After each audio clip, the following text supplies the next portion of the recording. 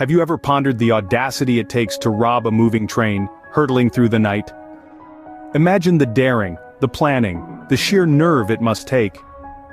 Throughout history, these daring deeds have captured our collective imagination, immortalized in tales of the Wild West and glamorized in the silver screen. From the infamous Jesse James to the fictional exploits of Butch Cassidy and the Sundance Kid, train robberies have always held a certain allure. But today, we're not talking about dusty cowboys or Hollywood heists. Today, we delve into a story that's all too real, a story that shook the British nation to its core.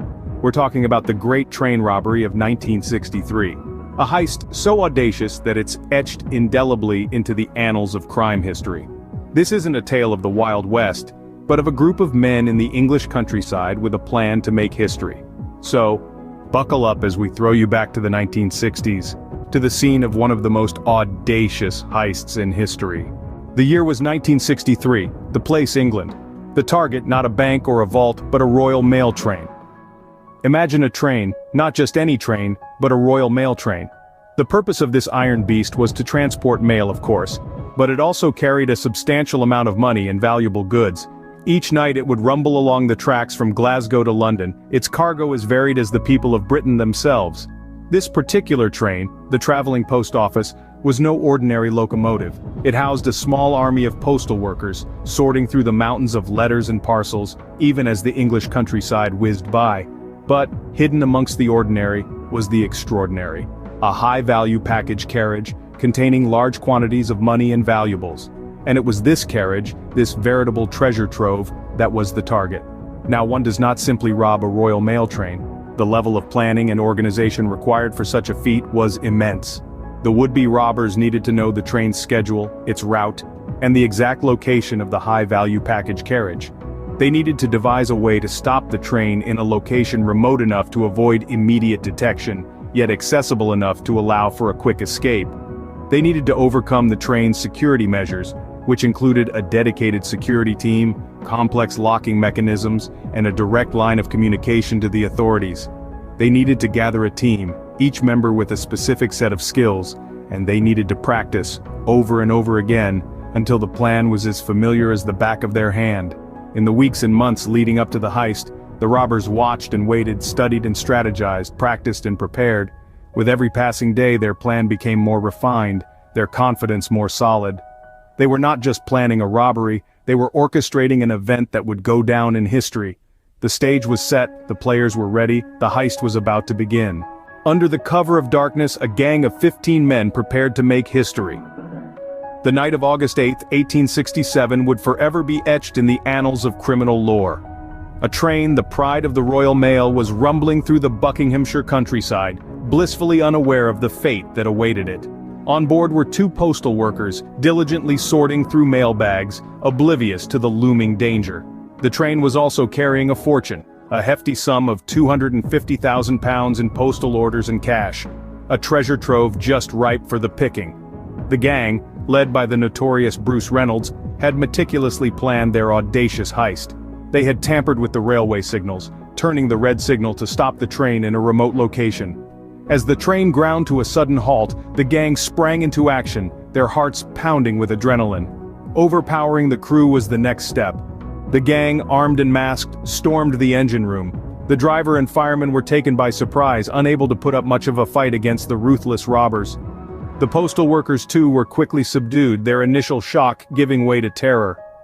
Once the crew was under control, the robbers moved swiftly to the high-value packages.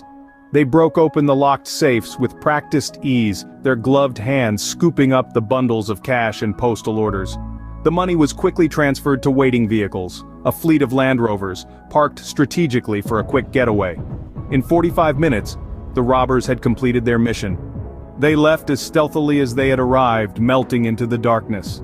The train, stripped of its valuable cargo, stood desolate on the tracks, a testament to the audacity of the robbers. In less than an hour, the robbers had vanished, leaving behind a stunned crew and an empty train. The Great Train Robbery, as it would come to be known, was over, but its echoes would resound far and wide, forever changing the face of crime in Britain. Scene script. However, it wasn't all smooth sailing for the robbers after the heist. In the wake of the audacious crime, the authorities were left scrambling. The nation held its breath, waiting for the next act in this dramatic saga. The robbers, reveling in their newfound wealth, were now the most wanted men in the country. They vanished into the shadows, leaving a trail of breadcrumbs that the police were desperate to follow. The manhunt began in earnest, with law enforcement agencies pooling their resources to bring the culprits to justice. They scoured the country, turning over every stone, questioning every suspicious character. The robbers, however, proved to be elusive. They had planned their escape as meticulously as they had planned the heist, but, as the saying goes, you can run, but you can't hide forever. One by one, the robbers were eventually cornered and apprehended. Their identities shocked the nation. Among them were men of repute who had lived seemingly ordinary lives. Their audacious crime had turned them into overnight celebrities, their faces plastered on every newspaper. But what of the stolen money? The vast majority of it was never recovered. It seemed to have vanished into thin air, just like the robbers had hoped to do. Some say it was spent, some say it was hidden away, and some say it was lost forever. The truth, it would seem, is a mystery that remains unsolved to this day. The captured gang members were tried and convicted, their dreams of a luxurious life dashed. They were handed hefty sentences, their actions forever etched in the annals of criminal history. Their daring heist had come at a price they were now forced to pay. The Great Train Robbery had come to an end, but its impact was far from over.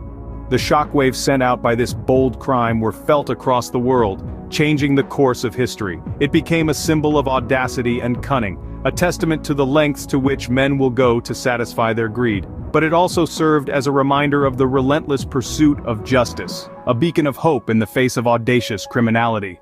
The Great Train Robbery has since become a legend, immortalized in books, films, and even songs. It's not just the audacity of the crime that has captured imaginations, but also the colorful characters involved, the meticulous planning, and the daring execution. In the years following the heist, the Great Train Robbery has been referenced and reimagined in countless ways. It's been the subject of popular movies like Robbery and Buster, and it has inspired songs such as Phil Collins' Two Hearts. Even the world of literature has been touched by this event, with countless books and novels written about the infamous crime. But why has this particular robbery resonated so deeply within popular culture? Well, it's not just about the crime itself. The Great Train Robbery represented a turning point in history. It marked the end of an era of innocence and trust, where people believed that their property, and indeed their money, was safe. It was a wake-up call to the world that security needed to be taken seriously.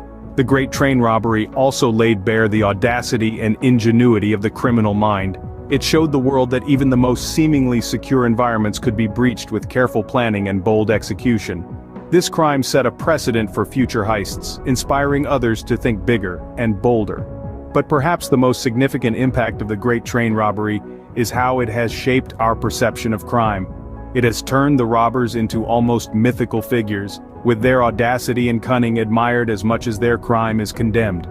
This romanticized view of the criminal world continues to captivate audiences today, influencing countless works of fiction and art.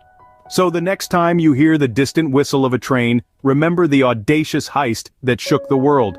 A crime that not only stole millions but also imprinted itself onto the canvas of popular culture, forever changing the way we view crime and security. Train robberies, though a thing of the past, continue to captivate us with their daring and audacity. The Great Train Robbery in particular stands as a testament to the audacity and cunning of a bygone era. It was a crime meticulously planned and executed, leaving an indelible mark on the annals of history. This tale of intrigue, audacity, and aftermath, from the meticulous planning to the inevitable downfall, draws us in, not because we condone such actions but because they are a stark reminder of the lengths to which humans can go when driven by greed and desperation. It's a story that underscores the complexities of human nature, the allure of the forbidden, and the inevitable consequences of our actions. These captivating narratives from our past serve as mirrors into our collective psyche, revealing our fascination with the daring, the dangerous, and the audacious. Remember, history is full of audacious acts, and the Great Train Robbery is one for the books. Until next time, keep exploring the past and its fascinating tales.